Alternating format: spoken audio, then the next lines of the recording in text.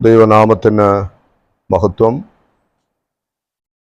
ദൈവവചനം നമുക്ക് വീണ്ടും ധ്യാനിക്കുവാനും പഠിക്കുവാനും ദൈവം നൽകി തന്ന ഈ വിലപ്പെട്ട അവസരത്തെ ഓർത്ത് ദൈവത്തിന് നന്ദി പറയുന്നു. യോഹന്നാൻ എഴുതിയ സുവിശേഷം 13-ാം അധ്യായം മുതൽ 17-ാം അധ്യായം വരെ നാം കാണുന്ന നമ്മുടെ കർത്താവിൻ്റെ മാളിക മുറി പ്രഭാഷണമാണ് കഴിഞ്ഞ ചില ക്ലാസ്സുകളിൽ നമുക്ക് ഒരുമിച്ച് ധ്യാനിക്കുവാൻ ദൈവം നമ്മെ സഹായിച്ചുകൊണ്ടിരുന്നത്. ആ മാളിക മുറി പ്രഭാഷണം എത്രയും വിലപ്പെട്ടതും തുടർന്നുള്ള നാളുകളിൽ കർത്താവിൻ്റെ അപ്പോസ്തലന്മാർക്കും ഈ തലമുറയിൽ ജീവിക്കുന്ന നമുക്കും കർത്താവിൻ്റെ വീണ്ടും വരവ് വരെയുള്ളതായ മുഴുവൻ ദൈവജനത്തിനും അത് പ്രയോജനകരമാകുന്ന ആ ഉപദേശങ്ങൾ വളരെ പ്രാധാന്യമർഹിക്കുന്ന നിലയിൽ നമ്മുടെ കർത്താവ് പകർന്നു നൽകുവാൻ തക്കവണ്ണം ഇടയായി തീർന്നു. പൂർണ്ണമായിരിക്കുന്ന അർത്ഥത്തിലൊന്നും അല്ലെങ്കിലും ചുരുങ്ങിയ ചില നിലകളിലെങ്കിലും നമുക്ക് അത് ധ്യാനിക്കുവാൻ ദൈവാത്മാവ് നമ്മെ സഹായിക്കുന്നു. അതോർത്ത് ദൈവത്തിന് നന്ദി പറയുന്നു. കഴിഞ്ഞ ചില ദിവസങ്ങളായിട്ട് നമ്മൾ 14-ാം അധ്യായത്തിൻ്റെ 12-ാമത്തെ വാക്യത്തെ അധികരിച്ചുകൊണ്ട് നമ്മുടെ കർത്താവ് പറഞ്ഞ ചില വാക്കുകൾ, ആമേൻ ആമേൻ ഞാൻ നിങ്ങളോട് പറയുന്നു, ഞാൻ ചെയ്യുന്ന പ്രവൃത്തി എന്നിൽ വിശ്വസിക്കുന്നവനും ചെയ്യും, ഞാൻ പിതാവിൻ്റെ അടുക്കൽ പോകുന്നത് കൊണ്ട് അതിൽ വലിയതും അവൻ ചെയ്യും. അപ്പോൾ കർത്താവ് ചെയ്തതായിരിക്കുന്ന ആ പ്രവൃത്തിയുടെ ഒരു തുടർമാനം എന്ന നിലയിൽ, അതായത് മനുഷ്യവർഗത്തിൻ്റെ വീണ്ടെടുപ്പിന് വേണ്ടി ചെയ്ത പ്രവൃത്തികളല്ല, മറിച്ച് തന്നെ പിതാവായ ദൈവം ഫലമേൽപ്പിച്ചതും നാം ചെയ്യണം എന്ന് കർത്താവ് നമ്മിൽ ഏൽപ്പിച്ചതുമായ ആ ശുശ്രൂഷകൾ, അത് കർത്താവ് ചെയ്തതിലും അധികം നമുക്ക് ചെയ്യുവാനായിട്ട് സാധിക്കും എന്നാണ് കർത്താവ് പറഞ്ഞത്. അങ്ങനെ ആ പ്രവൃത്തി നമുക്ക് ചെയ്യുവാനായിട്ട് കഴിയണം എങ്കിൽ നമുക്ക് നമ്മിലുണ്ടായിരിക്കേണ്ടതായ, അല്ലെങ്കിൽ കർത്താവ് അതിന് വാഗ്ദത്തം നൽകിയതായ വളരെ പ്രധാനപ്പെട്ട ചില കാര്യങ്ങളാണ് നമുക്ക് ഒരുമിച്ച് ധ്യാനിക്കുവാൻ തക്കവണ്ണം ഇടയായിട്ട് തീർന്നത്. ഒന്നാമത് നാം കണ്ടു, നാം പ്രാർത്ഥിക്കുന്നവരാകണം. നാം പ്രാർത്ഥിക്കുവാനായി കർത്താവ് നമുക്ക് ഒരു നാമം നൽകി, അത് നാം കണ്ടു. ആ നാമത്തിൽ നാം പ്രാർത്ഥിക്കുമ്പോൾ ആ പ്രാർത്ഥനകൾക്ക് ഉത്തരമുണ്ട് എന്നുള്ള ആ സത്യമാണ് നമുക്ക് ഗ്രഹിക്കുവാനായിട്ട് സാധിച്ചത്. അപ്പോൾ ഈ ഭൂമിയിൽ കർത്താവിന് വേണ്ടി ജീവിക്കുകയും കർത്താവിന് വേണ്ടി നാം പ്രവർത്തിക്കുകയും ചെയ്യുമ്പോൾ നാം പ്രാർത്ഥിക്കുന്നവരാകുന്നു എങ്കിൽ ദൈവം നമ്മെ കൊണ്ട് ചെയ്യിപ്പിക്കുവാൻ ആഗ്രഹിക്കുന്ന ആ പ്രവൃത്തികൾ ചെയ്യുവാൻ നമുക്ക് സാധിക്കും എന്നുള്ളത് നാം ഒന്നാമത് മനസ്സിലാക്കി. രണ്ടാമത് നാം കണ്ടു, അതിൻ്റെ 14-ാം അധ്യായത്തിൻ്റെ 15-ാമത്തെ വാക്യം ഉദ്ധരിച്ചുകൊണ്ട് ചില കാര്യങ്ങൾ നമ്മൾ ചിന്തിച്ചു. അവനെ സ്നേഹിച്ച് നാം അവന്റെ കൽപ്പനകളെ പ്രമാണിക്കുന്നവരാകുമ്പോൾ അവൻ ചെയ്തതായ പ്രവൃത്തികൾ ചെയ്യുവാൻ നമുക്കും സാധിക്കും. നമ്മുടെ കർത്താവ് അതിന് ഏറ്റവും നല്ല ഒരു മാതൃക കാണിച്ചു തന്നു. നാം അതിൻ്റെ 14-ാം അധ്യായത്തിന്റെ ഒടുവിലത്തെ വാക്യത്തിൽ വായിച്ചു, എങ്കിലും ഞാൻ പിതാവിനെ സ്നേഹിക്കുന്നുവെന്നും പിതാവ് എന്നോട് കൽപ്പിച്ചതുപോലെ ഞാൻ ചെയ്യുന്നുവെന്നും ലോകം അറിയട്ടെ.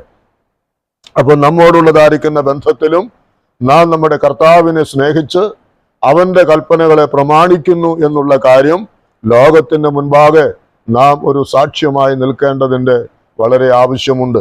അങ്ങനെ നാം ജീവിക്കുന്നുവെങ്കിൽ ദൈവത്തിന് പ്രയോജനമുള്ളവരായി ദൈവത്തിന് നമ്മെ ഉപയോഗിക്കുവാൻ കഴിയും. കർത്താവ് തന്നെ ഏൽപ്പിച്ചതായ പ്രവൃത്തികൾ നമുക്ക് ചെയ്യുവാനും സാധിക്കും എന്നുള്ളതും നാം കണ്ടു. ഇന്ന് മൂന്നാമതായി മറ്റൊരു കാര്യമാണ് നമുക്ക് ഒരുമിച്ച് ചിന്തിക്കുവാൻ തക്കവണ്ണം ആഗ്രഹിക്കുന്നത്. അതിൻ്റെ 16-ാമത്തെ വാക്യം നമുക്ക് ഒന്ന് വായിച്ചു കേൾക്കാം. യോഹന്നാന്റെ സുവിശേഷം 14-ാം അധ്യായത്തിന്റെ 16-ാമത്തെ വാക്യം.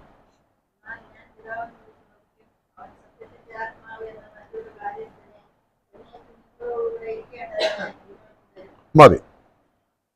അടുത്തതായിട്ട് നമ്മുടെ കർത്താവ് ആ ശിഷ്യന്മാർക്ക് നൽകിയതായിരിക്കുന്ന ആ വാഗ്ദത്തങ്ങൾ, എന്തിനു വേണ്ടിയാണ് ആ വാഗ്ദത്തങ്ങൾ നൽകിയത് എന്നത് പ്രാധാന്യമുള്ള കാര്യമാണ്.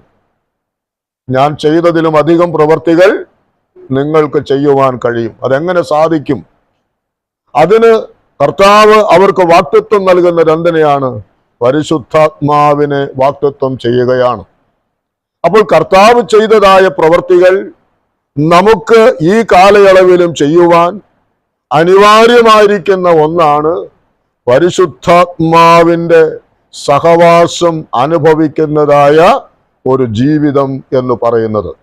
പരിശുദ്ധാത്മാവിനാലുള്ളതായ ഒരു ജീവിതം ഉണ്ടാകുക എന്നുള്ളത് വളരെ പ്രാധാന്യമർഹിക്കുന്ന ഒരു കാര്യമാണ്. അതുകൊണ്ടാണ് ഈ അപ്പോസ്തലനായ പൗലോസ് കൊരിന്ത്യർക്ക് എഴുതിയ 2-ാം ലേഖനം അതിന്റെ 13-ാം അധ്യായത്തിന്റെ 14-ാമത്തെ വാക്യത്തിൽ നാം സാധാരണ ആശീർവാദം പറയുമ്പോൾ പറയുന്ന ഒരു വാക്കാണല്ലോ, കർത്താവായ യേശുക്രിസ്തുവിന്റെ കൃപയും ദൈവത്തിന്റെ സ്നേഹവും പരിശുദ്ധാത്മാവിന്റെ കൂട്ടായ്മയും നിങ്ങൾ എല്ലാവരോടും കൂടെ ഇരിക്കുമാറാകട്ടെ. അപ്പോൾ പരിശുദ്ധാത്മാവിന്റെ കൂട്ടായ്മ, fellowship of the holy spirit, അല്ലെങ്കിൽ ആ പരിശുദ്ധാത്മാവിന്റെ സഹവാസം, നമ്മോട് കൂടെയുള്ള പരിശുദ്ധാത്മാവിന്റെ കൂട്ടായ്മ അത് ഉണ്ടാകുമാറാകട്ടെ എന്ന് കൊരിന്ത്യർക്ക് വേണ്ടി പ്രാർത്ഥിക്കുന്ന പൗലോസിന്റെ വാക്കുകളാണ് നമുക്ക് അവിടെ കാണുവാൻ കഴിയുന്നത്. നാം സാധാരണയായി മിക്കവാറും മീറ്റിങ്ങുകൾക്കൊക്കെ അവസാനം നാം ഈ ആശീർവാദ വാക്കുകൾ പറയാറുണ്ട്. അതിന്റെ കാരണം ഇതാണ്, പരിശുദ്ധാത്മാവിനെ കൂടാതെ, ആ സഹവാസം കൂടാതെ നമുക്ക് ഈ ക്രിസ്തീയ ജീവിതം മുൻപോട്ട് നയിക്കുക എന്നുള്ളത് അസാധ്യമായിരിക്കുന്ന ഒരു കാര്യമാണ്. നമുക്കറിയാവുന്നത് പോലെ തന്നെ കർത്താവ് താൻ അതിന്റെ മുൻപുള്ള വാക്യങ്ങളിലൊക്കെ പറയുന്നുണ്ട്, ഞാൻ നിങ്ങളെ വിട്ട് പിതാവിന്റെ അടുക്കൽ പോകുകയാണ്, അപ്പോൾ നിങ്ങൾ ഈ ലോകത്ത് ഏകരാണ്. എന്നാൽ അപ്പോൾ തന്നെ താൻ പറയുന്ന കാര്യം, നിങ്ങൾ ഒറ്റയ്ക്കല്ല, ഞാൻ നിങ്ങളോട് കൂടെയുണ്ട്. നിങ്ങൾ എൻ്റെ കൽപ്പനകളെ പ്രമാണിക്കുന്നുവെങ്കിൽ ഞങ്ങൾ നിങ്ങളോട് കൂടെ വന്ന് വാസം ചെയ്യും. അതും പോരാഞ്ഞിട്ട് തന്നെ വീണ്ടും കർത്താവ് അവരെ പഠിപ്പിക്കുന്ന, അവരെ ഉറപ്പിക്കുന്ന കാര്യമാണ്, നിങ്ങൾ പരിശുദ്ധാത്മാവിന്റെ ആ കൂട്ടായ്മ, സഹവാസം അനുഭവിക്കുന്നവരായി നിങ്ങൾ മാറണം എന്നുള്ളതാണ്. നമുക്കറിയാം, പഴയ നിയമ കാലഘട്ടങ്ങളിൽ ഈ പരിശുദ്ധാത്മാവിന്റെ പ്രവർത്തനങ്ങൾ എന്ന് പറയുന്നത് സ്ഥിരമായിട്ട് ഒരു വ്യക്തിയിൽ ഉണ്ടായിരുന്നു പ്രവർത്തിക്കുകയായിരുന്നില്ല. എന്നാൽ ദൈവം ചിലരെ തൻ്റെ ആ ശുശ്രൂഷകൾക്ക് വേണ്ടി നിയോഗിക്കുമ്പോൾ ആ ശുശ്രൂഷകളുടെ നിർവഹണത്തിന് വേണ്ടിയാണ് ദൈവം എന്ത് ചെയ്തിരുന്നത്? പരിശുദ്ധാത്മാവിനെ നൽകിക്കൊണ്ടിരുന്നത്. അവരും ചെയ്തത് പരിശുദ്ധാത്മാവിനാൽ തന്നെയാണ്. എന്നാൽ വന്നും പോയിക്കൊണ്ടും ഇരുന്നു എന്ന നിലയിലാണ് പഴയ നിയമത്തിൽ നമുക്ക് കാണുവാനായിട്ട് കഴിയുന്നത്. എന്നാൽ പുതിയ നിയമത്തിൽ കർത്താവ് തന്റെ അപ്പോസ്തലന്മാരെ തന്റെ ശുശ്രൂഷകൾക്ക് വേണ്ടി നിയോഗിക്കുമ്പോൾ അവരോട് പറഞ്ഞതായ കാര്യം, ഈ പരിശുദ്ധാത്മാവ് എന്നേക്കും നിങ്ങളോട് കൂടെ ഉണ്ടായിരിക്കും, അല്ലെങ്കിൽ ഉണ്ടായിരിക്കണം എന്നുള്ളതാണ്. അപ്പോൾ നാം ഇവിടെ കർത്താവ് പറയുന്ന ചില വാക്കുകൾ നമുക്ക് ഒന്ന് മനസ്സിലാക്കേണ്ടതായിട്ടുണ്ട്. 16-ാമത്തെ വാക്യത്തിൽ പരിശുദ്ധാത്മാവിനെ കുറിച്ച് പറയുന്ന ഒരു വാക്കുണ്ട്, എന്നാൽ ഞാൻ പിതാവിനോട് ചോദിക്കും, അവൻ സത്യത്തിന്റെ ആത്മാവ് എന്ന മറ്റൊരു കാര്യസ്ഥനെ എന്നേക്കും നിങ്ങളോട് കൂടെ ഇരിക്കേണ്ടതിന് നിങ്ങൾക്ക് തരും. അപ്പോൾ 16-ാമത്തെ വാക്യത്തിൽ നാം കണ്ടത് പരിശുദ്ധാത്മാവിനെ കർത്താവ് പറയുന്ന വാക്ക് ഏതാണ്? സത്യത്തിന്റെ ആത്മാവ് എന്ന മറ്റൊരു കാര്യസ്ഥനെ. സത്യത്തിന്റെ ആത്മാവ് എന്ന മറ്റൊരു കാര്യസ്ഥനെ. അവിടെ കാര്യസ്ഥൻ എന്നുള്ളതിന് ഹെൽപ്പർ എന്ന ഇംഗ്ലീഷ് വാക്കാണ് ഉപയോഗിച്ചിട്ടുള്ളത്. ചില തർജ്ജമകളിൽ കംഫർട്ട് എന്ന വാക്കും ആശ്വാസപ്രദൻ എന്ന നിലയിലുള്ള വാക്കും ഉപയോഗിച്ചിട്ടുള്ളതായിട്ട് നമുക്ക് കാണുവാൻ കഴിയും. അപ്പോൾ കർത്താവിടെ പറയുകയാണ്, പരിശുദ്ധാത്മാവ് എന്ന ആ കാര്യസ്ഥൻ അഥവാ ആ സഹായിയായിരിക്കുന്നവൻ എന്നേക്കും നിങ്ങളോട് കൂടെ ഇരിക്കും. അവിടെ ആ ആത്മാവിന് പറഞ്ഞ പേരുകളാണ് ഞാൻ ആദ്യമായി ഒന്ന് പറയാനായിട്ട് താല്പര്യപ്പെടുന്നത്. സത്യത്തിന്റെ ആത്മാവ് എന്ന മറ്റൊരു കാര്യസ്ഥൻ. ഇനി അതിന്റെ 26-ാമത്തെ വാക്യം ഒന്ന് വായിക്കാം. അതിന്റെ 26-ാം വാക്യം വായിച്ചോളൂ. എങ്കിലും അവിടെ വായിക്കുന്നത്, പിതാവ് എന്റെ നാമത്തിൽ അയപ്പാനുള്ള പരിശുദ്ധാത്മാവ് എന്ന കാര്യസ്ഥൻ. മുകളിൽ നമ്മൾ വായിച്ചത് സത്യത്തിന്റെ ആത്മാവ് എന്ന മറ്റൊരു കാര്യസ്ഥൻ എന്നാണെങ്കിൽ ഇവിടെ പരിശുദ്ധാത്മാവ് എന്ന കാര്യസ്ഥൻ എന്ന് വായിക്കുന്നു. ഇനി 15-ാം അധ്യായത്തിന്റെ 26-ാമത്തെ വാക്യത്തിൽ നാം വായിക്കുന്നുണ്ട്, ഞാൻ പിതാവിന്റെ അടുക്കൽ നിന്ന് നിങ്ങൾക്ക് അയപ്പാനുള്ള കാര്യസ്ഥനായി പിതാവിന്റെ അടുക്കൽ നിന്ന് പുറപ്പെടുന്ന സത്യാത്മാവ് വരുമ്പോൾ. അപ്പോൾ അവിടെയും നാം വായിക്കുന്നത് സത്യാത്മാവ് എന്ന ഒരു പേരാണ് നമുക്ക് അവിടെ കാണുവാൻ കഴിയുന്നത്. ഇനിയും 16-ാം അധ്യായത്തിന്റെ 7-ാമത്തെ വാക്യത്തിലും ഞാൻ പോകാഞ്ഞാൽ കാര്യസ്ഥൻ നിങ്ങളുടെ അടുക്കൽ വരികയില്ല. 13-ാമത്തെ വാക്യത്തിൽ സത്യത്തിന്റെ ആത്മാവ് വരുമ്പോഴോ. അപ്പോൾ സത്യത്തിന്റെ ആത്മാവ്, പരിശുദ്ധാത്മാവ്, സത്യാത്മാവ് എന്നിങ്ങനെയുള്ള പ്രയോഗങ്ങളാണ് ഈ പരിശുദ്ധാത്മാവിനെ കുറിച്ച് കർത്താവ് പറഞ്ഞ ഇവിടെ ഈ വേദഭാഗങ്ങളിൽ പറഞ്ഞ വാക്കുകൾ. മറ്റ് ലേഖനങ്ങളിലേക്കും ഇതര ഭാഗങ്ങളിലേക്കും നമ്മൾ പോയാൽ മറ്റു ചില വാക്കുകളൊക്കെ നമുക്ക് കണ്ടെത്തുവാനായിട്ട് കഴിയും. ഞാൻ അതിലേക്ക് പോകുന്നില്ല. എന്നാൽ ഈ വേദഭാഗങ്ങളിൽ കർത്താവ് പറഞ്ഞത് സത്യാത്മാവ്, പരിശുദ്ധാത്മാവ്, സത്യത്തിന്റെ ആത്മാവ്, കാര്യസ്ഥൻ എന്നുള്ള നിലകളിൽ അവിടെ നമുക്ക് കാണുവാനായിട്ട് കഴിയും. അപ്പോൾ ഈ പരിശുദ്ധാത്മാവ് എന്തിനു വേണ്ടിയാണ് നിങ്ങളോട് കൂടെ ആയിരിക്കുന്നത്?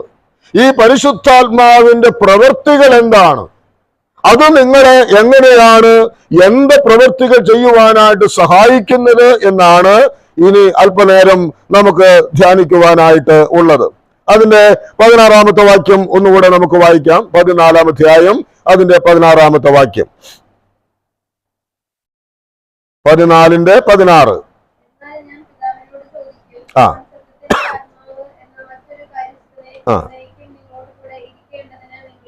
അവിടെ വായിക്കുന്നത് പോലെ എന്നേക്കും നിങ്ങളോട് കൂടെ ഇരിക്കേണ്ടതിന്. അപ്പോൾ പരിശുദ്ധാത്മാവിനെ കർത്താവ് തന്റെ ശിഷ്യന്മാർക്ക് വാഗ്ദത്തം ചെയ്തത് എന്തിനു വേണ്ടിയാണ്? എന്നേക്കും നിങ്ങളോട് കൂടെ ഇരിക്കേണ്ടതിനാണ്. പരിശുദ്ധാത്മാവ് എന്നും നമ്മോട് കൂടെ ഇരിക്കുന്ന ഒരു വ്യക്തിയാണ്. പരിശുദ്ധാത്മാവ് കേവലം ഒരു ശക്തി അല്ല.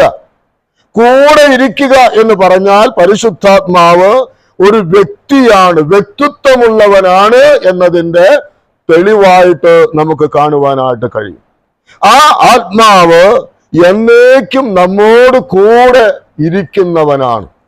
കർത്താവിന്റെ താഴെ പറയുന്ന ഒരു വാക്കുണ്ട്, ഞാൻ നിങ്ങളെ അനാഥരായി വിടുകയില്ല. അനാഥത്വമുള്ള ഒരു ജീവിതമല്ല തൻ്റെ മക്കളെ കുറിച്ച് ദൈവം ആഗ്രഹിക്കുന്നത്. നമ്മുടെ നഗ്നനേത്രങ്ങൾ കൊണ്ട് നമ്മോട് കൂടെയുള്ള ഈ പരിശുദ്ധാത്മാവിനെ കാണുവാൻ നമുക്ക് കഴിയുകയില്ല. എന്നാൽ ആ പരിശുദ്ധാത്മാവിന്റെ സാന്നിധ്യം അനുഭവിക്കുവാൻ നമുക്ക് കഴിയും. അത് ഏതുപോലെയൊക്കെ എന്ന് നമുക്ക് അടുത്ത ചില വാക്കുകൾ വായിക്കുമ്പോൾ നമുക്ക് മനസ്സിലാക്കുവാൻ കഴിയും. അതിന് 26-ാമത്തെ വാക്യം ഒന്ന് വായിക്കാം. 26 നാം നേരത്തെ വായിച്ചതാണ്. പിതാവ് എന്റെ നാമത്തിൽ അയപ്പാനുള്ള പരിശുദ്ധാത്മാവ് എന്ന കാര്യസ്ഥൻ നിങ്ങൾക്ക് സകലവും ഉപദേശിച്ചു തരികയും ഞാൻ നിങ്ങളോട് പറഞ്ഞതൊക്കെയും നിങ്ങളെ ഓർമ്മപ്പെടുത്തുകയും ചെയ്യും. മതി. അവിടെ രണ്ട് വാക്ക് നാം ശ്രദ്ധിക്കേണ്ടത്, എന്നേക്കും നമ്മോട് കൂടെ പരിശുദ്ധാത്മാവ് ഇരിക്കുമെന്ന് പറയുമ്പോൾ എന്തിനു വേണ്ടിയാണ് നമ്മോട് കൂടെ ഇങ്ങനെ നടക്കുന്നത്? എന്തിനു വേണ്ടിയാണ് നമ്മോട് കൂടെ ഈ പരിശുദ്ധാത്മാവ് ഇങ്ങനെ ഇരിക്കുന്നത്? നാം നേരത്തെ കണ്ടതുപോലെ ഒരു ഹെൽപ്പർ, ഒരു സഹായകനായിട്ട് ഇരിക്കുന്നു എന്ന് പറഞ്ഞാൽ എന്താണ് അതിന്റെ അർത്ഥം? നാം അവിടെ വായിക്കുന്നത് എന്താണ്? സകലവും നിങ്ങൾക്ക് ഉപദേശിച്ചു തരും. സകലവും അവൻ നിങ്ങളെ പഠിപ്പിക്കും. ടീച്ച് യു ഓൾ തിങ്സ് എന്നാണ്. അവൻ നിങ്ങളെ പഠിപ്പിക്കും, അവൻ നിങ്ങളെ ഉപദേശിക്കും. അവന്റെ പരിശുദ്ധാത്മാവിന്റെ ആ ഉപദേശം കേൾക്കുവാൻ നമുക്ക് സാധിക്കണം. സകലവും നമുക്ക് ഉപദേശിച്ച് തരുമെന്ന് പറയുമ്പോൾ നമ്മുടെ ജീവിതത്തിന്റെ ഏത് മേഖലയാണ് അവന്റെ ഉപദേശം വേണ്ട എന്ന് വെക്കുവാനുള്ളത്? ഏതെങ്കിലും ഒരു മേഖലയുണ്ടോ? എന്നാൽ നാം നമ്മെ തന്നെ ചിന്തിക്കുക, നമ്മുടെ എല്ലാ മേഖലകളിലും ഈ പരിശുദ്ധാത്മാവിന്റെ ഉപദേശത്തെ നാം സ്വീകരിക്കുന്നവരാണോ?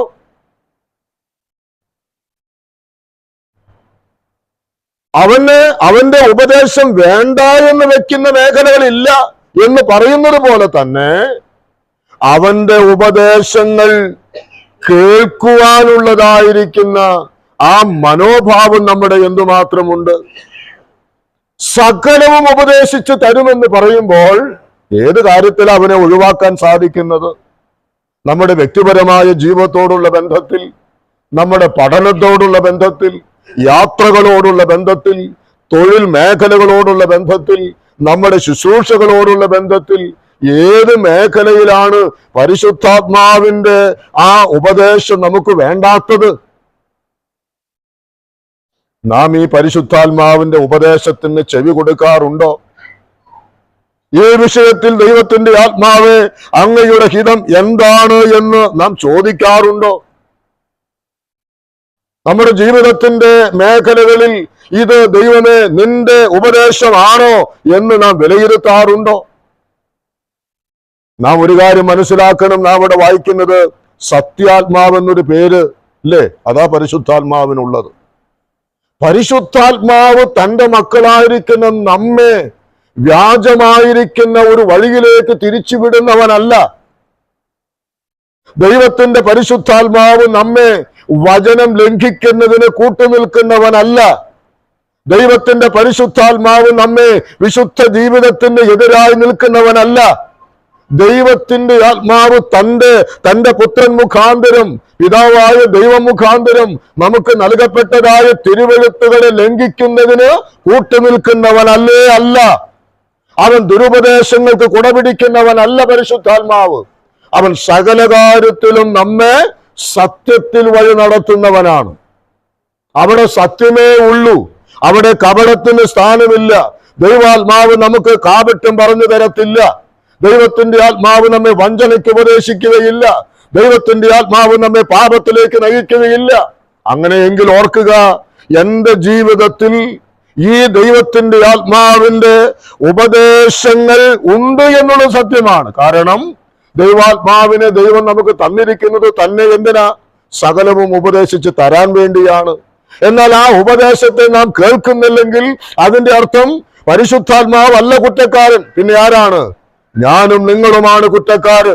അപ്പോൾ ആത്മാവ് പറയുന്നതായ ആ ഉപദേശങ്ങൾ കേൾക്കുവാനുള്ളതായ മനസ്സ് നമുക്ക് വേണം. ഏത് കാര്യത്തിൽ? ശുശ്രൂഷിക്കുന്ന കാര്യത്തിൽ മാത്രമാണോ? ബാക്കി കാര്യങ്ങളൊന്നും പരിശുദ്ധാത്മാവ് ഇടപെടേണ്ട ആവശ്യമില്ല. നിന്ന കാര്യങ്ങളിൽ മാത്രം ഇടപെട്ടാൽ മതി. ഇന്ന കാര്യങ്ങളൊന്നും അങ്ങേക്ക് എന്നിൽ യാതൊരു സ്ഥാനവും ഇല്ല. അതാണോ നമ്മുടെ കാഴ്ചപ്പാട്? അതാണോ നമ്മുടെ വിലയിരുത്തലുകൾ? അതാണോ നമ്മുടെ ലക്ഷ്യമായിരിക്കുന്നത്? അങ്ങനെയെങ്കിൽ അതിന് തിരുത്തൽ ആവശ്യമാണ്. ദൈവത്തിന്റെ ആത്മാവിനെ അവൻ നമുക്ക് തന്നത് നമ്മോട് കൂടെ ഇരിക്കുമെന്ന് പറഞ്ഞു തന്ന പരിശുദ്ധാത്മാവ് ചെയ്യുന്ന കാര്യം കർത്താവ് പറഞ്ഞത് അവൻ സകലവും നിങ്ങൾക്ക് ഉപദേശിച്ചു തരുമെന്നാണ്. അപ്പോൾ ഒരു കാര്യം ഇവിടെ വ്യക്തമാണ്. ദൈവാത്മാവ് ഉള്ളിലുള്ളതായ ഒരു വ്യക്തിയെ ഉപദേശിക്കേണ്ടത് ആരായിരിക്കണം? ദൈവത്തിന്റെ പരിശുദ്ധാത്മാവായിരിക്കും. അതാണല്ലോ നാം റോമലേഖനത്തിലല്ലേ വായിക്കുന്നത്, ദൈവാത്മാവ് നടത്തുന്നവർ ഏവരും ദൈവത്തിന്റെ മക്കളാകുന്നു. ആ ആത്മാവിന്റെ ഉപദേശത്തിന് ചെവി കൊടുക്കാത്തവരെ സംബന്ധിച്ച് അവർ ദൈവത്താൽ ഉള്ളവർ അല്ല. ഒരു തർക്കവും ആ കാര്യത്തിന് വേണ്ട. ഒരു വ്യക്തിയുടെ ജീവിതത്തിലേക്ക് നോക്കിയിട്ട് ദൈവാത്മാവിന്റെ ഉപദേശങ്ങൾക്ക് അവൻ വശംവദനാകുന്നില്ലെങ്കിൽ അവൻ ആരായിരുന്നാലും വേണ്ടില്ല. അവൻ ആരല്ല? അവൻ ദൈവാത്മാവുള്ളവനല്ല, അവൻ രക്ഷിക്കപ്പെട്ടവനല്ല. അത് നാം മനസ്സിലാക്കേണ്ട ഒരു വലിയ സത്യമാണ്. ഒരുപക്ഷെ അവൻ സഭയിലുണ്ടാകാം, കൂട്ടായ്മയിലുണ്ടാകാം, പ്രസംഗിക്കുന്നവരാകാം. പക്ഷേ അവൻ ദൈവത്തിന്റെ ആത്മാവിന്റെ ഉപദേശത്തെ കാതോർത്ത് അത് പ്രകാരം ജീവിക്കുവാൻ കഴിയുന്നവനാകണം. അവിടെ രണ്ടാമത് ഒരു വാക്ക് പറഞ്ഞത് എന്താണ്? അവൻ ഞാൻ നിങ്ങളോട് പറഞ്ഞതൊക്കെയും നിങ്ങളെ ഓർമ്മപ്പെടുത്തും. ബ്രിങ് ടു യുവർ റിമംബറൻസ്, നിങ്ങളുടെ ഓർമ്മയിലേക്ക് കൊണ്ടുവന്ന് തരും. ആര്? പരിശുദ്ധാത്മാവ്. എന്ത് കൊണ്ടുവന്ന് തരും? നാം മറന്നു പോകുന്ന കാര്യങ്ങൾ. നാം എപ്പോഴും ഓർമ്മയുള്ളവരൊന്നുമല്ല. ഇന്ന് നീ ക്ലാസ് ഇത് കഴിയുമ്പോൾ തന്നെ എന്താണെന്ന് പഠിപ്പിച്ചതെന്ന് ചില കാര്യങ്ങൾ മാത്രമേ ഒരുപക്ഷെ നമ്മുടെ ഓർമ്മയിൽ നിൽക്കൂ. നാം മനുഷ്യരാണ്. നമുക്കെല്ലാം അങ്ങനെ തന്നെ റെക്കോർഡ് ചെയ്യാൻ പറ്റുന്ന തലച്ചോറുമൊന്നുമല്ല നമ്മുടേത്. ഓർമ്മയിലിരിക്കാൻ ബുദ്ധിമുട്ടുണ്ട്.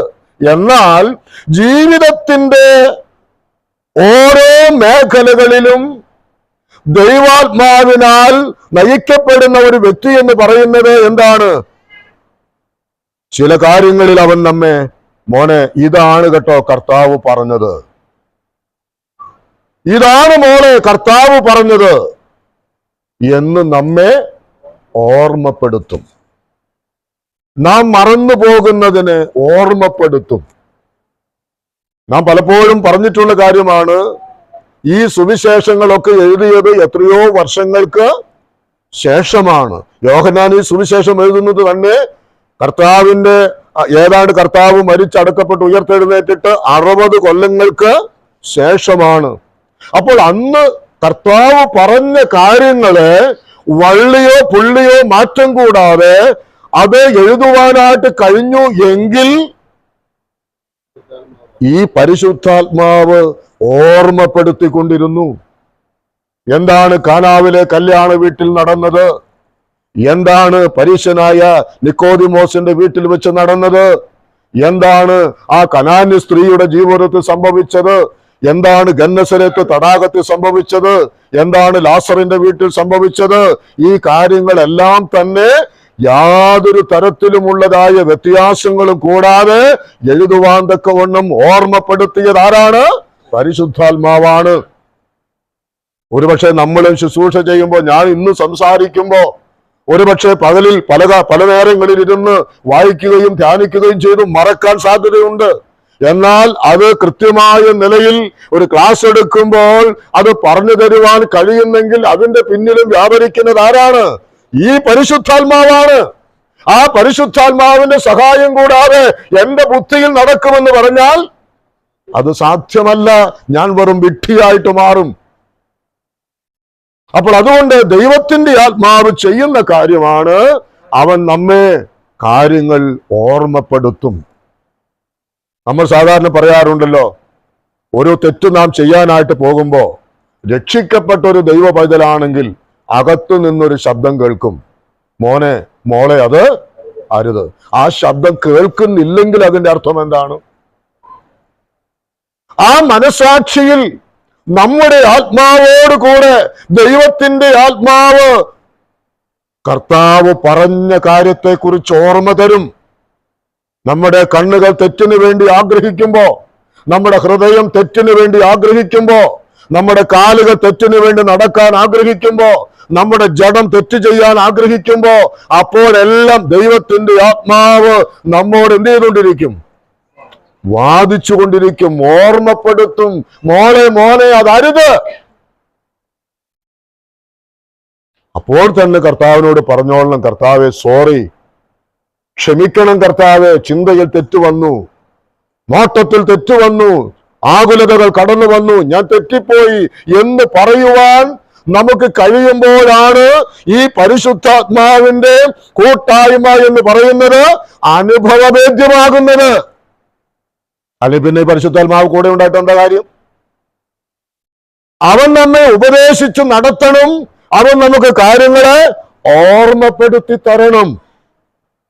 അതുകൊണ്ട് ദൈവമക്കളായി നമുക്ക് പ്രാർത്ഥിക്കുവാൻ കഴിയണം, കർത്താവേ ഞാൻ മറവിയുള്ളവനാ, എല്ലായ്പ്പോഴും ഒന്നും ഓർത്തിരിക്കാനായിട്ട് എനിക്ക് കഴിയുന്നില്ല, എല്ലായ്പ്പോഴും കേട്ട പ്രസംഗവും വായിച്ച വേദഭാഗങ്ങളും ഒന്നും എൻ്റെ ഓർമ്മയിൽ ഇരിക്കുന്നതല്ല.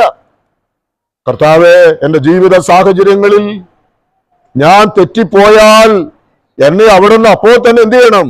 ഓർമ്മപ്പെടുത്തി ഒന്ന് മടക്കി വരുത്തണമെന്ന്. ഞാൻ അറിയാതെ ഒരു കാഴ്ചവട് എടുത്തു വെച്ചാൽ അടുത്ത സെക്കൻഡിൽ ദൈവമേ എന്നെ അവിടുന്ന് മടക്കി വരുത്തിക്കൊള്ളണം. ഒരുപക്ഷെ നമുക്ക് പ്രാർത്ഥിക്കുവാൻ ഒരു പടി കൂടെ കടന്നു കഴിയണം. കാരണം നാം ദൈവത്തിന്റെ മക്കളാണ്. എന്താ പറയേണ്ടതെന്നറിയാമോ? കർത്താവേ, എന്നെ ഒരു ശിക്ഷ തന്നിട്ടാണെങ്കിലും വേണ്ടില്ല, നിന്റെ പാതയിൽ നിന്ന് മാറുവാൻ എന്നെ അനുവദിക്കരുത്. അങ്ങനെ ദൈവസന്നിധിയിൽ പ്രാർത്ഥിക്കുവാൻ നമുക്ക് കഴിയണം. അവന്റെ ബാലശിക്ഷ എന്ന് പറയുന്നത് നിസ്സാരമൊന്നുമല്ല, അതും വേദനാജനകം തന്നെയാണ്. എന്നാൽ തെറ്റിപ്പോകുന്നതിനേക്കാൾ നല്ലത് ആ ബാലശിക്ഷ മേടിച്ച് ദൈവസന്നിധിയിൽ മടങ്ങി വരുന്നതാണ് നല്ലത്. അവന്റെ ഓർമ്മപ്പെടുത്തലുകളെ നമുക്ക് തരുവാൻ വേണ്ടിയാണ് പരിശുദ്ധാത്മാവിനെ എന്നേക്കും നമ്മോട് കൂടെ ഇരിക്കേണ്ടതിന് അവൻ അയച്ച് തരുന്നത്. 15-ാം അധ്യായത്തിന്റെ 26-ാമത്തെ വാക്യം ഒന്ന് വായിക്കാം. 15-ാം അധ്യായം 26-ാം വാക്യം.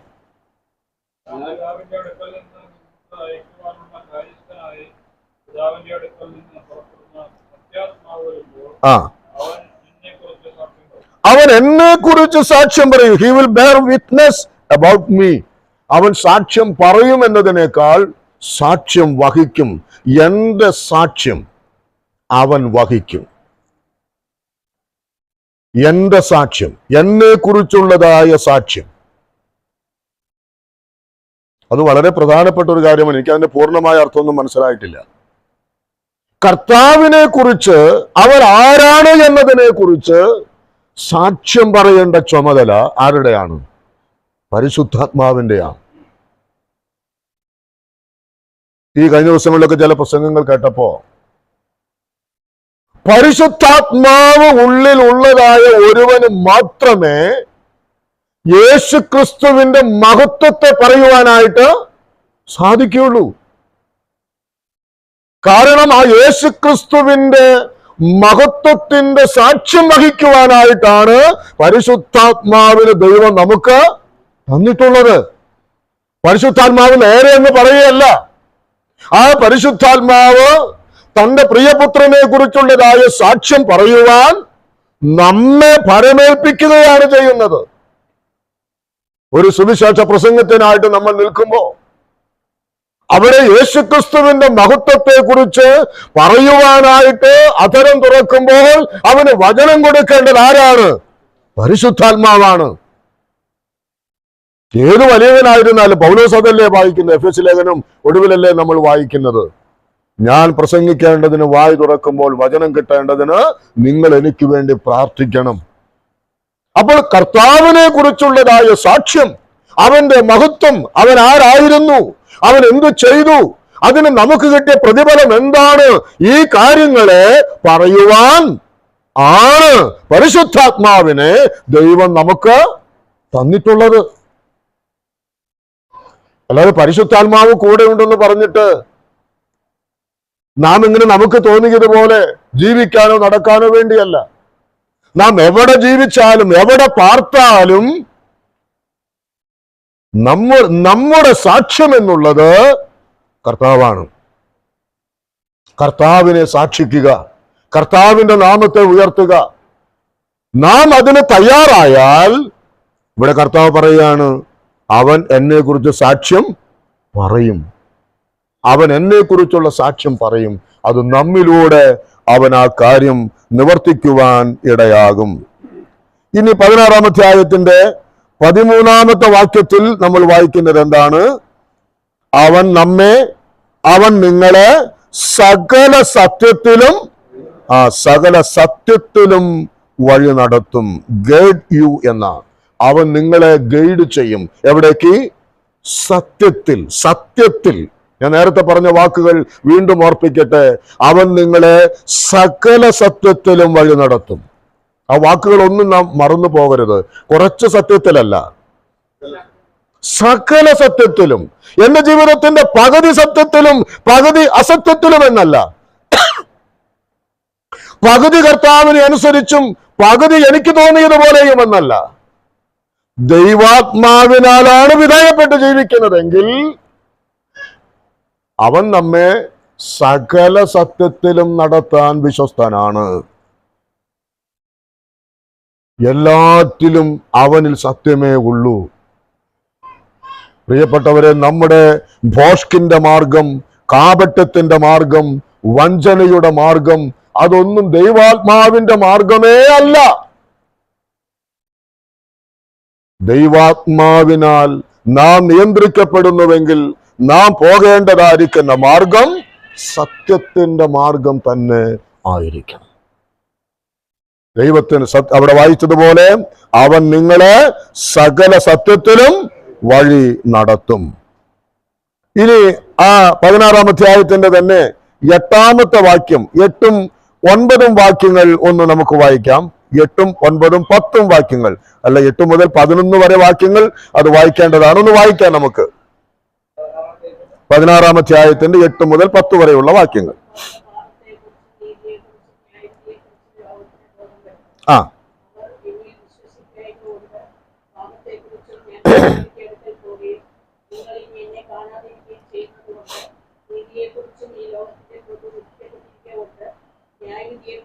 മതി. പരിശുദ്ധാത്മാവ് വരുമ്പോൾ നമ്മിൽ അവൻ എന്തൊക്കെ ചെയ്യുന്നു എന്നാണ് നാം കണ്ടത്. അവൻ നമ്മോട് കൂടെ ഇരിക്കും, അവൻ നമ്മെ ഉപദേശിക്കും, അവൻ നമ്മെ ഓർമ്മപ്പെടുത്തും, അവൻ നമ്മെ തന്റെ പുത്രനെ കുറിച്ച് സാക്ഷ്യം പറയും, അവൻ നമ്മെ സകല സത്യത്തിലും വഴി നടത്തും. ഇനി ലോകമക്കളോടുള്ളതായിരിക്കുന്ന ബന്ധത്തിൽ എന്താ ഉണ്ടാകുന്നത്? നാം അവിടെ വായിച്ചതുപോലെ പാപത്തെക്കുറിച്ചും നീതിയെക്കുറിച്ചും ന്യായവിധിയെക്കുറിച്ചും ലോകത്തിന് ബോധം വരുത്തും. ഒരിക്കൽ അങ്ങനെ ബോധം വരുത്തിയത് കൊണ്ടാണ് നമ്മൾ ഇന്ന് ഇവിടെ ഇരിക്കുന്നത്. പാപത്തെക്കുറിച്ചുള്ള ബോധം, നീതിയെക്കുറിച്ചുള്ള ബോധം, ന്യായവിധിയെക്കുറിച്ചുള്ളതായ ബോധം അവൻ വരുത്തിയത് കൊണ്ടാണ് ഇന്ന് നാം ഇവിടെ ആയിരിക്കുന്നത്. അപ്പോൾ ഒരു കാലത്ത് നാം ലോകമായിരുന്നു, എന്നാൽ ഇന്ന് നമ്മൾ ദൈവമക്കളാണ്. ഇവിടെ വായിക്കുന്നത് ലോകത്തിന് ബോധം വരുത്തും. എന്തുകൊണ്ടാണ് പാപത്തെക്കുറിച്ച് ലോകത്തിന് ബോധം വരുത്തും എന്നവിടെ പറഞ്ഞത്? എന്താണ് അവിടെ പറഞ്ഞത്? എന്താണ് കാരണം പറഞ്ഞത്? നിങ്ങൾക്ക് മനസ്സിലായോ? 9-ാമത്തെ വാക്യം, അവർ എന്നിൽ വിശ്വസിക്കായക കൊണ്ട് പാപത്തെക്കുറിച്ച്. നാം അതിനുമായി ബന്ധപ്പെട്ട് യോഹന്നാന്റെ സുവിശേഷം 3-ാം അധ്യായത്തിന്റെ ഒരു വാക്യം നമുക്ക് വായിക്കാം. യോഹന്നാന്റെ സുവിശേഷം 3-ാം അധ്യായത്തിന്റെ അതിന്റെ 19-ാമത്തെ വാക്യം, 18ഉം 19ഉം ഒന്ന് വായിക്കാം.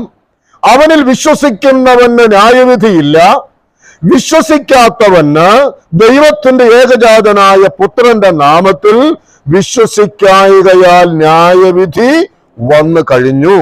ന്യായവിധി എന്നതോ വെളിച്ചം ലോകത്തിൽ വന്നിട്ടും മനുഷ്യരുടെ പ്രവൃത്തി ദോഷമുള്ളതാകയാൽ അവർ വെളിച്ചത്തെക്കാൾ ഇരുളിനെ സ്നേഹിച്ചത് തന്നെ. അപ്പോൾ അവിടെ ഒരു വാക്ക് പറഞ്ഞിരിക്കുന്നത് എന്താണ്? തന്റെ പുത്രന്റെ നാമത്തിൽ വിശ്വസിക്കായക കൊണ്ട്. അപ്പോൾ അവിടെ നാം മനസ്സിലാക്കേണ്ട ഒരു കാര്യം, അവൻ ലോകത്തിന് എന്നിൽ വിശ്വസിക്കായക കൊണ്ട് പാപത്തെക്കുറിച്ചെന്ന് പറയുമ്പോൾ, യേശുക്രിസ്തു ലോകത്തിൽ വന്ന് ക്രൂശിൽ മരിച്ച് അടക്കപ്പെട്ട് ഉയർത്തെഴുന്നേറ്റ് സ്വർഗാരോഹണം ചെയ്തത് എന്തിനു വേണ്ടിയാണ്? പാപത്തിന്റെ പരിഹാരത്തിന് വേണ്ടിയാണ്. ആ പാപപരിഹാരം നമുക്ക് കിട്ടുന്നത് എങ്ങനെയാണ്? നാം വിശ്വസിക്കുമ്പോഴാണ്. ആ ദൈവപുത്രനിൽ ഉള്ളതായ വിശ്വാസത്താലാണ് പാപമോചനം കിട്ടുന്നത്. അപ്പോൾ ഈ ലോക ജനത മുഴുവനും എന്ത് ചെയ്യണം? ഈ ദൈവപുത്രനിൽ വിശ്വസിക്കണം. എന്നാൽ മാത്രമേ അവർക്ക് എന്ത് ലഭിക്കുകയുള്ളൂ? പാപമോചനം കിട്ടുകയുള്ളൂ. എന്നാൽ പരിശുദ്ധാത്മാവ് വരുമ്പോൾ ചെയ്യുന്ന കാര്യം എന്താണ്? ഇവർ വിശ്വസിക്കാത്ത ജനത്തിന്റെ ഹൃദയത്തോട് ദൈവാത്മാവ് ഇടപെടുന്ന കാര്യം എന്താണ്? നിങ്ങൾ വിശ്വസിക്കായക കൊണ്ട് നിങ്ങൾ നിങ്ങളുടെ പാപങ്ങളിൽ മരിക്കും. കർത്താവ് വേറൊരു ഭാഗത്ത് അങ്ങനെയാണ് പറഞ്ഞത്. എന്താ പറഞ്ഞത്? ഞാൻ മേലിൽ നിന്നുള്ളവനെന്ന് നിങ്ങൾ വിശ്വസിക്കായക കൊണ്ട് നിങ്ങൾ നിങ്ങളുടെ പാപങ്ങളിൽ മരിക്കുമെന്നാണ്. അപ്പോൾ ലോകത്തെ പാപത്തെക്കുറിച്ച് ബോധം വരുത്തുമെന്ന് പറയുമ്പോൾ എന്താ അവർ ചെയ്ത പാപം എന്ന് അവിടെ പറയുന്നത്? യേശു കർത്താവിൽ വിശ്വസിച്ചില്ല എന്ന പാപമാണ്. അവർ ചെയ്ത മദ്യപാനമോ, അവർ ചെയ്തതായിരിക്കുന്ന വ്യഭിചാരമോ, അവരിലുണ്ടായ വിഗ്രഹാരാധനയോ അല്ല ഇനി അവർ നരകത്തിൽ പോകാനുള്ള കാരണം. കാരണം എന്താണ്? അതിനെല്ലാം പരിഹാരം ആര് വരുത്തി കഴിഞ്ഞു? കർത്താവ് വരുത്തി കഴിഞ്ഞു. പ്രത്യേകം ശ്രദ്ധിക്കുക, ഇവിടെ മനുഷ്യർ ചെയ്തു കൂട്ടുന്നതായ യാതൊരു പാപപ്രവൃത്തികളാലും അല്ല ഇനി ഒരാള് നരകത്തിലേക്ക് പോകുന്നത്. കാരണം അവന്റെ പാപത്തിനുള്ള മുഴുവൻ പരിഹാരവും ആര് നടത്തി കഴിഞ്ഞു? ദൈവപുത്രൻ തന്റെ ക്രൂശിൽ അത് നിർവഹിച്ചു കഴിഞ്ഞു. ആ ദൈവം നിർവഹിച്ചതായ ആ പ്രവൃത്തിയെ വിശ്വസിക്കുന്നില്ല എന്ന ഒറ്റ കാരണമാണ് ഇനി ഒരു പാപി നരകത്തിലേക്ക് പോകുന്നത്. അതുകൊണ്ടാണ് ദൈവാത്മാവ് അവിടെ പറഞ്ഞത്, അവൻ വന്ന് പാപത്തെക്കുറിച്ച് ബോധം വരുത്തും, കാരണം അവർ എന്നിൽ വിശ്വസിക്കായക കൊണ്ട്. രണ്ടാമത് നാം ഇവിടെ വായിച്ചത് എന്താണ്? ഞാൻ പിതാവിന്റെ അടുക്കൽ പോകുകയും നിങ്ങൾ ഇനി എന്നെ കാണാതിരിക്കുകയും ചെയ്യുന്നത് കൊണ്ട് നീതിയെ കുറിച്ച്. എന്താ നീതി എന്ന് പറഞ്ഞാൽ? ദൈവം തന്റെ പുത്രനിലൂടെ നിവർത്തിച്ചതായ പാപമോചനത്തിന്റെ പ്രവൃത്തി. അതാണ് ദൈവത്തിന്റെ നീതി, ദൈവത്തിന്റെ ശരിയായ മാർഗം. അത് ഞാൻ പോകുന്നത് കൊണ്ട് നിങ്ങൾ ഇനി എന്നെ കാണാതിരിക്കുകയും ചെയ്യുന്നത് കൊണ്ട് നീതിയെക്കുറിച്ച് ആര് പറയും? പരിശുദ്ധാത്മാവ് പറയുമെന്നാണ്. അപ്പോൾ പരിശുദ്ധാത്മാവാണ് ഇന്ന് ഓരോ ഹൃദയങ്ങളിലും ദൈവത്തിന്റെ നീതിയെക്കുറിച്ച് പ്രസംഗിച്ചുകൊണ്ടിരിക്കുന്നത്. അത് നമ്മിൽ കൂടെയാ പറയുന്നത്. ആ നീതി എന്താണെന്ന് ഞാൻ ഒന്നുകൂടെ നിങ്ങൾക്ക് മനസ്സിലാകുന്ന നിലയിൽ ഞാൻ ഇങ്ങനെ പറഞ്ഞു തരാം. അതായത്, പാപിയായിരിക്കുന്ന ഒരു വ്യക്തി കർത്താവായ യേശുക്രിസ്തുവിൽ വിശ്വസിക്കുമ്പോൾ യേശുക്രിസ്തുവിന്റെ ക്രൂശിലെ മരണത്താൽ ഈ പാപിയുടെ പാപങ്ങൾക്ക് പരിഹാരമുണ്ട് എന്നുള്ളതാണ് ദൈവത്തിന്റെ നീതി. അതാണല്ലോ 1 പത്രോസിന്റെ ലേഖനം 2-ാം അധ്യായം 24-ാമത്തെ വാക്യത്തിൽ നാം വായിക്കുന്നത്. അവൻ നമ്മുടെ പാപങ്ങളെ ചുമന്നുകൊണ്ട് ക്രൂശിന്മേൽ കയറി അവന്റെ അടിപ്പിണരുകളാൽ നമുക്ക് സൗഖ്യം വന്നുമിരിക്കുന്നു. ആ വാക്യം ഒന്ന് നമുക്ക് നോക്കാം. പത്രോസ് എഴുതിയ അവിടെ വായിക്കുന്നത്, നാം പാപം സംബന്ധിച്ച് മരിച്ച് നീതിക്ക് ജീവിക്കേണ്ടതിന്. അതാണ് ആ വാക്കാണ്. നാം പാപം സംബന്ധിച്ച് മരിച്ച് നീതിക്ക് ജീവിക്കേണ്ടതിന്.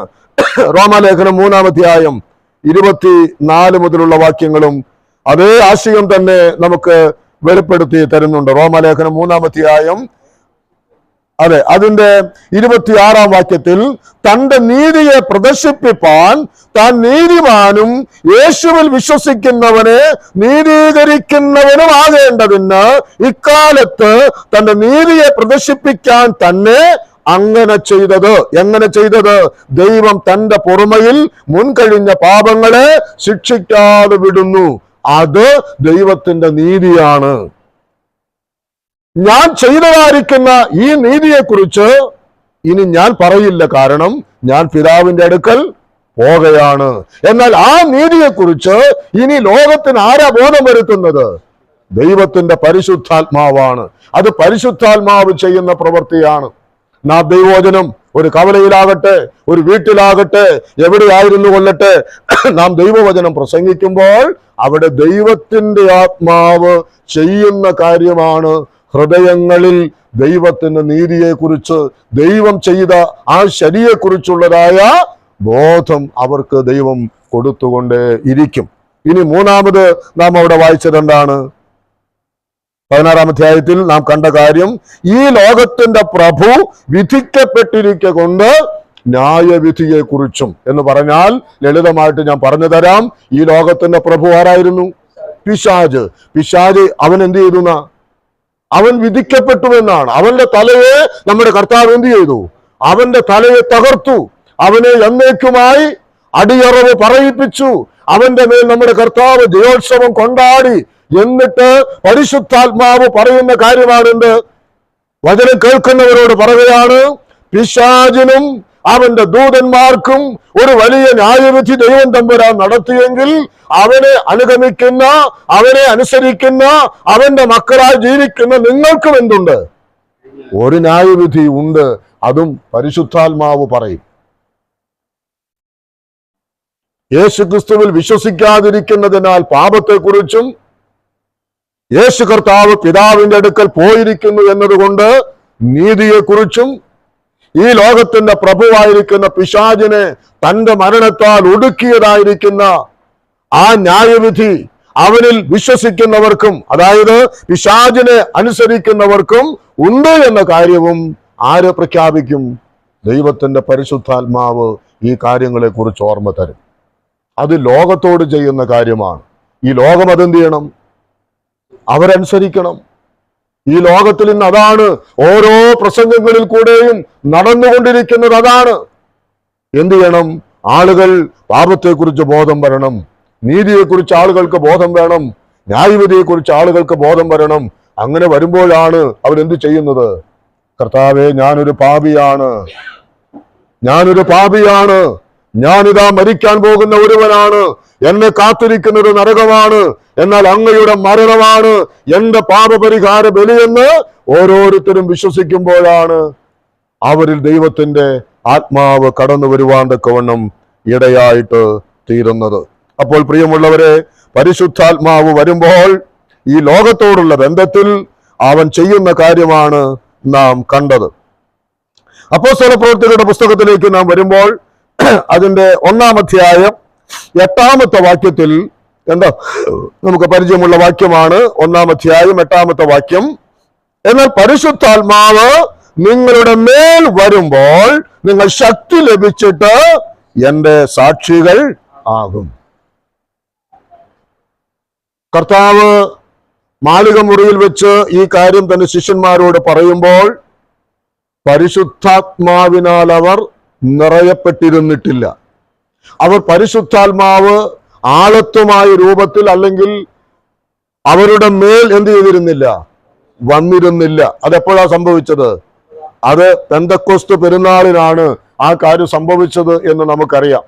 അപ്പോ കർത്താവിന്റെ സ്വർഗാരോഹണത്തിന് മുൻപായി തന്റെ ശിഷ്യന്മാരെ ഒരുമിപ്പിച്ച് കൂട്ടുമ്പോൾ അവരോട് വീണ്ടും പറയുന്ന കാര്യമാണ് പരിശുദ്ധാത്മാവ് നിങ്ങളുടെ മേൽ വരുമ്പോൾ, അപ്പോൺ യുവർ, നിങ്ങളുടെ മേൽ വരുമ്പോൾ എന്നാണ്. എന്ന് പറഞ്ഞാൽ ഇന്നവർ പരിശുദ്ധാത്മാവ് ഇല്ലാത്തവരെന്നല്ല, അവരുടെ മേൽ പരിശുദ്ധാത്മാവുണ്ട്. എന്നാൽ പരിശുദ്ധാത്മാവ് നിങ്ങളുടെ മേൽ വരിക, ഇതുവരെ ഇല്ലാത്തതായ പുതിയ ഒരു അനുഭവത്തിലേക്ക് ആര് മാറ്റപ്പെടുന്നു? അപ്പോസ്തലന്മാർ മാറ്റപ്പെടുവാൻ പോകുകയാണ്. അത് സംഭവിച്ചിട്ടില്ല. കർത്താവ് ഇത് പറയുമ്പോ ആ പെന്തക്കോസ്ത് നാളിലാണ് പിന്നത്തേതിൽ ഈ പരിശുദ്ധാത്മാവ് അവരുടെ മേൽ ആവഹിക്കുന്നത്, അവരെ മുഴുവനുമായി നിയന്ത്രിക്കുന്നത് എന്ന് നമുക്കറിയാം. അപ്പോൾ ആ പരിശുദ്ധാത്മാവാണ് പിന്നത്തേതിൽ അപ്പോസ്തലന്മാരോട് കൂടെ ഇരുന്ന് അവരെ ഉപദേശിച്ച്, അവരെ ഓർമ്മപ്പെടുത്തി, കർത്താവിനെ കുറിച്ച് സാക്ഷ്യപ്പെടുത്തി, അവരെ സകല സത്യത്തിലും വഴി നടത്തുന്നത് ആ ദൈവത്തിന്റെ ആത്മാവാണ്. അതെന്നു മുതലാ സംഭവിച്ചത്? പെന്തക്കോസ്ത് നാൾ മുതലാണ് ഈ അനുഭവങ്ങൾ ആർക്കുണ്ടാകുന്നത്? അപ്പോസ്തലന്മാർക്കുണ്ടാകുന്നത്. അതിനു മുൻപ് അതിന്റെ ആവശ്യം അവർക്ക് വന്നിട്ടില്ല. എന്നാൽ അതിനുശേഷം കർത്താവിന്റെ സ്വർഗാരോഹണത്തിന് ശേഷമാണ് ഈ പറഞ്ഞതായ ആത്മീകാനുഭവങ്ങൾ, പരിശുദ്ധാത്മാവിന്റെ ഈ അനുഭവങ്ങൾ അവരുടെ വ്യക്തിപരമായ ജീവിതത്തിൽ അനുഭവിക്കുവാനായിട്ട് കഴിഞ്ഞത്. ആ കാര്യങ്ങൾ ദൈവം അനുവദിച്ചാൽ നമുക്ക് അടുത്ത ആഴ്ചയിൽ ചിന്തിക്കാം. ഇന്ന് നമുക്ക് ഇവിടെ അവസാനിപ്പിക്കാം. നാം ഓർത്തതുപോലെ തന്നെ ഈ ആത്മാവിന്റെ ശബ്ദം കേട്ടതായ ഈ കർത്താവിന്റെ ശിഷ്യന്മാർ പിന്നത്തേതിൽ പരാജയം എന്തെന്ന് അവർ ജീവിതത്തിൽ അറിഞ്ഞില്ല. അവർ പിന്നീട് ഒരിക്കൽ പോലും അവരാരും പരാജയപ്പെട്ടിട്ടില്ല. ഞാൻ ഇന്ന് പോരുന്നതിന് മുമ്പ് കർത്താവിന്റെ അപ്പോസ്തലന്മാരൊക്കെ എങ്ങനെയാണ് മരിച്ചത് എന്നുള്ളതിന്റെ ഒരു ചെറിയ ചിത്രീകരണം ഞാൻ കാണുകയായിരുന്നു. യോഹന്നാൻ ഒഴികെ ബാക്കിയുള്ള അപ്പോസ്തലന്മാരെല്ലാവരും തന്നെ ക്രൂരമായി കൊല്ലപ്പെടുകയായിരുന്നു ചെയ്തത്. വിവിധ നിലകളിൽ അവർ കൊല്ലപ്പെടുകയാണ് ഉണ്ടായത്.